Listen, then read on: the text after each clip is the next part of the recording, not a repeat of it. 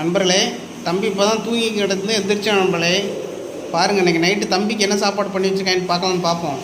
பாருங்கள் என்னென்ன பால் பண்ணியிருக்காயின்ட்டு நண்பர்களே பார்க்கலாம். போய் என்ன சமைச்சு வச்சுருக்காங்க, சாப்பிட்லாமா வேணாமா ஒன்று யோசிப்போம் நண்பர்களே. சட்டிலாம் வச்சுருக்காங்க. தோசை சுட்டுருப்பான் எவ்வளோ தெரியுது. தோசை சட்டி இருக்குது.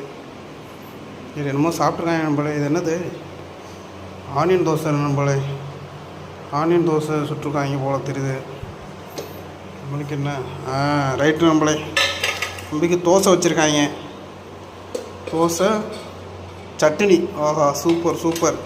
அப்போ சாம்பார் இல்லை, இதான் காம்பினேஷனா? இதை வச்சு எப்படி நம்மளே சாப்பிட முடியும்?